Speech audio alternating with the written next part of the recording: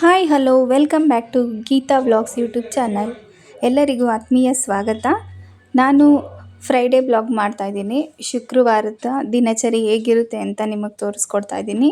ನಾನು ಸಿಂಪಲ್ಲಾಗಿ ಈ ರೀತಿ ಶುಕ್ರವಾರ ಬೆಳಗ್ಗೆನೇ ಪೂಜೆ ಮಾಡಿ ಮನೆ ಕೆಲಸ ಎಲ್ಲ ಮುಗಿಸ್ಕೊಂಡು ನನ್ನ ಮಗನ ಸ್ಕೂಲಿಂದ ಕರ್ಕೊಂಬಂದೆ ಮಧ್ಯಾಹ್ನ. ಅವನಿಗೆ 2 ಗಂಟೆಗೆ ಸ್ಕೂಲ್ ಬಿಡ್ತಾರೆ. ನೆಕ್ಸ್ಟು ನಮ್ಮ ಮಾವ ಅಂತಸ್ನಳ್ಳಿಗೆ ಹೋಗಿ ತರಕಾರಿ ಎಲ್ಲ ತೊಗೊಂಡು ಬಂದಿದ್ರು. ನಾನು ನಮ್ಮ ಅತ್ತೆ ಇಬ್ಬರು ಎಲ್ಲ ಸೋಸ್ ಇಟ್ಕೊಂಡ್ಬಿಡ್ತೀವಿ. ಕೊತ್ತಂಬರಿ ಮತ್ತು ಪುದೀನ, ಪಾಲಕ್ಕು, ಮೆಂತ್ಯ ಈ ಥರ ಎಲ್ಲ ತಂದರೆ ಸ್ವಲ್ಪ ಲೇಟ್ ಆಗುತ್ತೆ ಸೋಸ್ ಇಟ್ಕೊಳ್ಳೋದು. ನೀಟಾಗೆಲ್ಲ ಸೋಸ್ ಒಂದು ಕವರಲ್ಲಿ ಕಟ್ಟಿಟ್ಕೊಂಬಿಟ್ರೆ ಹಾಳಾಗಲ್ಲ ಅದು. ನಾವು 15 ದಿವ್ಸಕ್ಕೆ ಒಂದು ಸರ್ತಿ ಈ ರೀತಿ ತರಕಾರಿ ಎಲ್ಲ ತಂದು ಇಟ್ಕೊಂಡ್ಬಿಡ್ತೀವಿ. ಯಾಕೆಂದರೆ ಇಲ್ಲಿ ತರಕಾರಿ ಎಲ್ಲ ತೊಗೊಳಕ್ಕಾಗಲ್ಲ, ತುಂಬ ಕಾಸ್ಟ್ಲಿ ಇದೆ. ಅದಕ್ಕೆ ಯಾವುದೋ ಪ್ರಾಣಿ ಬಂದಿತ್ತು ನಮ್ಮ ಮನೆಗೆ, ವಿಚಿತ್ರ ಪ್ರಾಣಿ. ಕೂಕು ಕೂಕು 2 ಕಾಲಿಂದ ನೋಡಿ, ಇದೇ ಪ್ರಾಣಿ ಅದು ನೋಡಿ.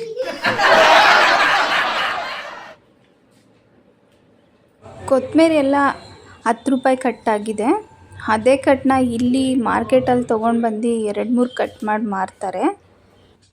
ಅಲ್ಲೇ ತಂದರೆ ಸ್ವಲ್ಪ ದೊಡ್ಡದು ಸಿಗುತ್ತೆ. ಪುದೀನ ಅಷ್ಟು ಬರೀ 30 ರೂಪಾಯಿ. ನಾವು ಸ್ವಲ್ಪ ಮಾತ್ರ ಎತ್ತಿಟ್ಕೊಂಡು ಮಿಕ್ಕಿದೆಲ್ಲ ಅದನ್ನು ಶುಗರ್ ಔಷಧಿಗೆ ಬಳಸ್ಕೊತೀವಿ. ಯಾವ ತರಕಾರಿ ತೊಗೊಂಡ್ರೂ 20-30 ರೂಪಾಯಿ kg ಇದೆ. ತರಕಾರಿ ರೈಟ್ ಎಲ್ಲ ತುಂಬ ಕಡಿಮೆ ಆಗಿದೆ ಬೇಸಿಗೆಗೆ. ಚೆನ್ನಾಗಿ ತರಕಾರಿ ತಿನ್ನಬೇಕು ಅಂತ ಹೇಳ್ತಾರೆ ಡಾಕ್ಟ್ರು. ಸೊ ಹಾಗಾಗಿ ಭಯ ಇಲ್ಲ. ನುಗ್ಗೆಕಾಯಿ ಮಾತ್ರ 80 ರೂಪಾಯಿ ಇದೆ kgಗೆ, ಮತ್ತು ಆಲೂಗಡ್ಡೆ 40 ರೂಪಾಯಿ ಇದೆ. ಹೂವು 1 kgಗೆ 150 ರೂಪಾಯಿ ಆಗಿದೆ. ಈ ತರಕಾರಿ ತರೋದು ಆದರೆ ಅದನ್ನು ಸೋಸ್ಬಿಟ್ಟು ಇಡೋದೇ ತುಂಬ ಲೇಟಾಗಿ ಹೋಗುತ್ತೆ. ಮಿನಿಮಮ್ 2 ಅವರ್ಸ್ ಆದರೂ ಬೇಕು. ಎಲ್ಲ ನೀಟಾಗಿ ಸೋಸ್ಬಿಟ್ಟು ಕವರಲ್ಲಿ ಕಟ್ಟಿ ನಾವು ಕೆಲವೊಂದು ಫ್ರಿಜ್ಜಲ್ಲಿ ಇಡ್ತೀವಿ, ಕೆಲವೊಂದು ಇಡಲ್ಲ. ನನ್ನ ಪ್ರಕಾರ ಬೆಸ್ಟ್ ಅಂದರೆ ಒಂದು ತಣ್ಣೀರು ಬಟ್ಟೆಯಲ್ಲಿ ಬೇಗ ಯೂಸ್ ಮಾಡೋ ತರಕಾರಿನೆಲ್ಲ ಸುತ್ತಿ ಇಟ್ಬಿಟ್ರೆ ಹಾಳಾಗಲ್ಲ. 1 ವೀಕ್ ಆದರೂ ಅದು ಚೆನ್ನಾಗಿರುತ್ತೆ. ಫ್ರಿಜ್ಜಲ್ಲಿ ಇಟ್ಟು ತಿಂದರೆ ಅದರಲ್ಲಿ ಯಾವುದೇ ರೀತಿ ಪ್ರೋಟೀನ್ ವಿಟಮಿನ್ಸ್ ಸಿಗಲ್ಲ ಅಂತ ಹೇಳ್ತಾರೆ ಡಾಕ್ಟ್ರೆಲ್ಲ. ಬಟ್ ವಿಧಿ ಇಲ್ಲ, ತೊಗೊಂಡು ಬಂದು ಇಟ್ಕೊಂಡ್ಲೇಬೇಕು. ಮಾರ್ಕೆಟ್ ದೂರ ಇರೋದ್ರಿಂದ, ಹತ್ರ ಅಂದರೆ ಇಲ್ಲೇ ಹೋಗಿ ತೊಗೊಂಬರ್ಬಹುದು. ನಿಂಬೆಹಣ್ಣು ಪರವಾಗಿಲ್ಲ, ಇಲ್ಲೆಲ್ಲ 10 ರೂಪೀಸ್ ಒಂದು. ಮಾರ್ಕೆಟಲ್ಲಿ ಅಂದರೆ 20 ರೂಪಾಯಿಗೆ 3 ಸಿಗುತ್ತೆ. ಬೀಟ್ರೂಟು, ಬದನೆಕಾಯಿ, ಕ್ಯಾರೆಟು, ಕ್ಯಾಪ್ಸಿಕಮ್, ಗೆಡ್ಡೆಕೋಸು ಎಲ್ಲ ವರ್ತಾಗಿದೆ.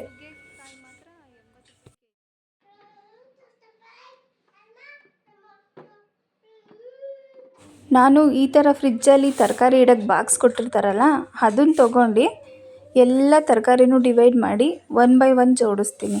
ಯಾಕಂದರೆ ನಾವು ಬೇಗ ಯೂಸ್ ಮಾಡೋ ತರಕಾರಿನ ಮೇಲಿಟ್ಕೊತೀನಿ, ಸ್ವಲ್ಪ ನಿಧಾನಕ್ಕೆ ಯೂಸ್ ಮಾಡೋದು, ಪಲ್ಯ ಎಲ್ಲ ಮಾಡೋದು ಸ್ವಲ್ಪ ಕೆಳಗಿಟ್ಕೊತೀನಿ. ಬದನೆಕಾಯಿ ಮೇಲೆ ಇಡಿ, ಯಾಕಂದರೆ ಅದು ಸ್ವಲ್ಪ ಮೆತ್ತಗಿರುತ್ತಲ್ವ, ಅದಕ್ಕೆ ವೆಯ್ಟ್ ಬಿದ್ದರೆ ಕಪ್ಪಗಾಗಿ ಕೆಟ್ಟೋಗ್ಬಿಡುತ್ತೆ. ಅದಕ್ಕೆ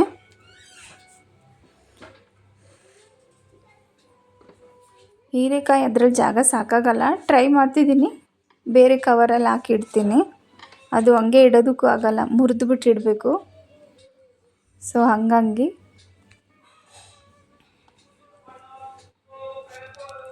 ಕೆಲವೊಬ್ಬರು ಕವರಲ್ಲಿ ಹಿಂಗೆ ತಂದ್ಬಿಟ್ಟು ಎಲ್ಲ ನೀಟಾಗಿ ಜೋಡಿಸಲ್ಲ, ಏನಿಲ್ಲ ಹಂಗೆ ಇಟ್ಬಿಡ್ತಾರೆ. ನಾನು ನೋಡಿದ್ದೀನಿ.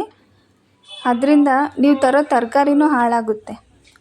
ಈ ತರಕಾರಿಲಿ ಸೋಸಿದ್ರೆ ಅರ್ಧ ವೇಸ್ಟೇಜೇ ಹೋಗುತ್ತೆ. ದಪ್ಪ ಮೆಣಸಿನ್ಕಾಯಿ, ಅದು ಸೇಮ್ ಮೆಣಸಿನ್ಕಾಯಿ ಥರನೇ ಅಲ್ವಾ, ಕವರಲ್ಲಿ ಕಟ್ಟಿಟ್ಕೊಂಬಿಡಿ.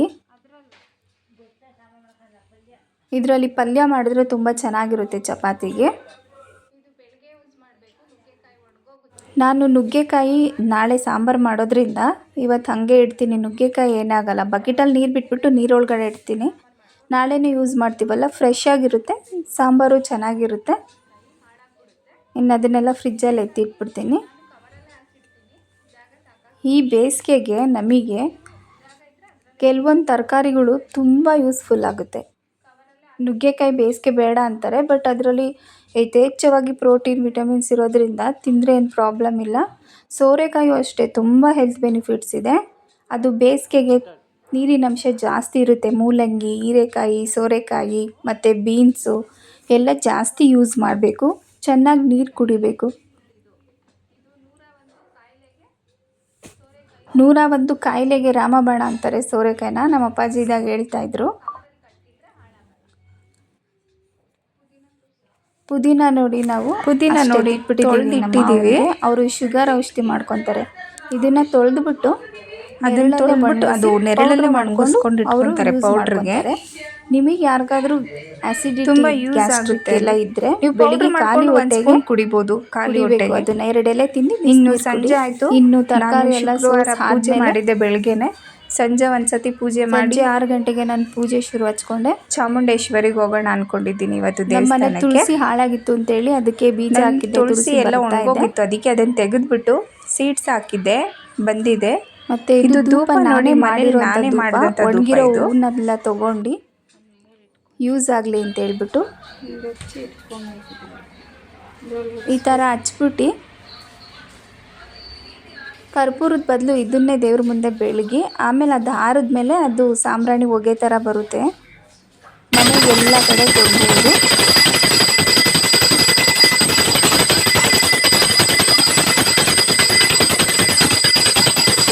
ಈ ರೀತಿ ನನ್ನ ಪೂಜೆ ಎಲ್ಲ ಮುಗಿಸ್ಕೊಂಡು ಆ ಧೂಪ ಎಲ್ಲ ಹಾಕಿದೆ. ಅದು ಇನ್ನೂ ಉರಿತಿದೆ. ಅದು ಆರಿದ್ಮೇಲೆ ಎಲ್ಲ ಕಡೆ ಜೊತೆಗೆ ಈ ಥರ ಸಾಂಬ್ರಾಣಿನೂ ಇಟ್ಟು ಅದನ್ನ ನೀಟಾಗಿ ಬೆಳಗ್ಬಿಟ್ಟು ಎಲ್ಲ ದೇವ್ರಿಗೂ ಲಾಸ್ಟಲ್ಲಿ ಅದು ಹಾರೋಗ್ಮೇಲೆ ಮತ್ತೆ ಗಂಟೆ ಧೂಪ ಬರುತ್ತೆ. ಈಗ ಅದನ್ನ ಎಲ್ಲ ಕಡೆ ಮನೆಗೆ ಸಗಣಿ ಎಲ್ಲ ಮೂಲೆಗಳಿಗೂ ಇಟ್ಟಿರ್ತಾರೆ. ಅದನ್ನ ತಂದು ಹಾಕ್ತೀವಿ. ಬಿಳಿ ಸಾಸಿವೆ, ನೆಗೆಟಿವ್ ಎನರ್ಜೀಸ್ ಇದ್ರೆ ಎಲ್ಲ ದೂರ ಆಗುತ್ತೆ. ನಾನು ಕೆಲವೊಂದು ಇಂಗ್ರೀಡಿಯೆಂಟ್ಸ್ ಇದೆ, ಅದಾದ್ಮೇಲೆ ಬಿಳಿ ಸಾಸಿವೆ ಮತ್ತೆ ಬೇರೆ ಇದನ್ನ ಚೆನ್ನಾಗಿ ಸಣ್ಣದಾಗಿ ಲವಂಗ, ಏಲಕ್ಕಿ, ಒಣಗಿದ ಕರ್ಪೂರ, ಚೆನ್ನಾಗಿ ಒಣಗಿದ ಅರಿಶಿನ ಮತ್ತೆ ಗೋಮೂತ್ರ ಎಲ್ಲ ಹಾಕ್ಬಿಟ್ಟು ದೇವ್ರಿಗೆ ಇಟ್ಟಿರ್ತೀನಲ್ಲ ಅಂತಿರುತ್ತೆ, ಅದನ್ನ ತೆಗೆದು ಒಣಗಿಸ್ಬಿಟ್ಟು ಯೂಸ್ ಮಾಡಬಹುದು. ಅದಕ್ಕೆ ಎನರ್ಜಿ ಇರುತ್ತೆ. ಮನೆಗೆ ಸ್ಮೆಲ್ ಬರುತ್ತಲ್ಲ, ಕೊಡ್ತಾ ಇರಬೇಕು. ಪತ್ರೆ ಬರುತ್ತಲ್ಲ ಒಂದು, ಅದನ್ನು ಸ್ವಲ್ಪ ಹಾಕಿ ರೋಸ್ ಹೂವು ಇಟ್ಟು ಅದನ್ನೆಲ್ಲ ಒಣಗಿಸ್ಕೊಂಡು ನೆಕ್ಸ್ಟ್ ಪುಡಿ ಮಾಡಿ ಈ ರೀತಿ ಪೂಜೆ ಎಲ್ಲ ಮುಗಿಸ್ಕೊಂಡು ಸ್ವಲ್ಪ ತುಪ್ಪ ಹಾಕೊಂಡು ಕಟ್ತೀವಿ. ದೇವಸ್ಥಾನಕ್ಕೆ ಹೋಗೋಣ ಅಂತ ಹೊರಟೆ. ಆ ಕಟ್ಟಿ ಇದ್ದಿರುತ್ತಲ್ಲ ಅದನ್ನ ಬಿಸಿಲಲ್ಲಿ ಚೆನ್ನಾಗಿ ಒಣಗಿಸ್ಬೇಕು. 1 ವಾರ ಒಣಗಿಸ್ಬೇಕು. ಅವಾಗ ನೀಟಾಗಿ ಉರಿಯುತ್ತೆ. ಮತ್ತೆ ಅದನ್ನ ಸ್ಟ್ರೈಟಾಗಿ ಮಾಡ್ಕೊಳ್ಳಿ. ಜನ ಹಾಸುಕಿನೋ ನೀಟಾಗಿ ಇಲ್ಲ ಅಂದರೆ ಉರಿಯಲ್ಲ, ಅದು ದೇವಿ ಬಂದ್ಬಿಡುತ್ತೆ. ಅದಕ್ಕೆ ಸರ್ವೇ ಜನ ಸುಖಿನೋ ಭವಂತು ಅಂತ ಪೂಜೆ ಮುಗಿಸಿ ನಾವು ಚಾಮುಂಡೇಶ್ವರಿ ಲೈಕ್ ಮಾಡಿ, ಶೇರ್ ಮಾಡಿ. ನಿಮ್ಮ ಸಪೋರ್ಟ್ ತುಂಬ ಇಂಪಾರ್ಟೆಂಟ್ ಆಗುತ್ತೆ ನಮಗೆ. ಇನ್ನೇನು ನಾವು ಹತ್ರ ಚಾಮುಂಡೇಶ್ವರಿ ದೇವಸ್ಥಾನ ಹತ್ರ ಬಂದ್ವಿ.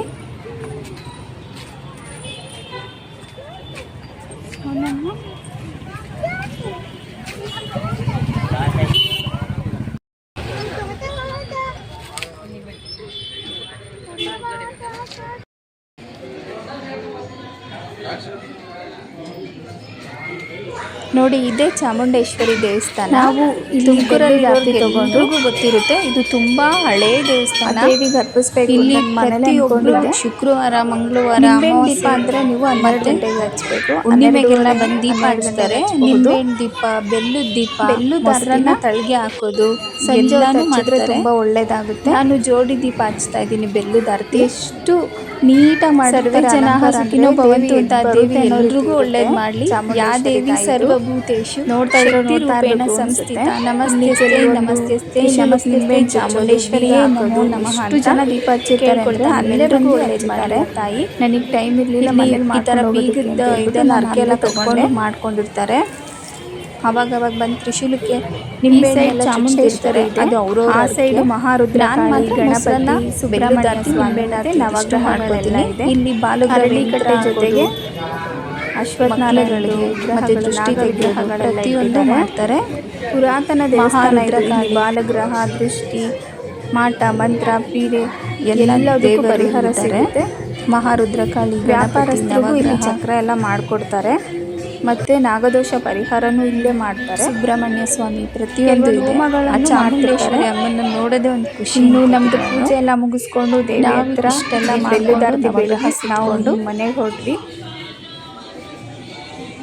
10 ನಿಮಿಷ ಅಲ್ಲೇ ದೇವಸ್ಥಾನ ಒಳ್ಳೇದು ಮಾಡಲಿ. ಮನೆಗೆ ಹೊರಟ್ವಿ. ಇನ್ನು ನನ್ನ ಮಗನಿಗೆ ಅಲ್ಲೇ ಇನ್ನು ನನ್ನ ಮಗ ಅಂಗಡಿ ನೋಡಿದ್ರೆ ಬಿಡಲ್ಲ, ಎಲ್ಲಿ ನೋಡಿದ್ರು ಆಟ ಸಾಮಾನು ಕೊಡಿಸಿ ಅಂತ ಕೇಳ್ತಾನೆ. ತೆಗೆದುಬಿಟ್ಟು ನಾವು ಮನೆಗೆ ಹೋಗಿ ಈ ಬ್ಲಾಗ್ ಎಂಡ್ ಮಾಡ್ತೀವಿ. ಯಾರಿಗೆ ಇಷ್ಟ ಮಾಡಿ ಶೇರ್ ಮಾಡಿ. Thank you for watching.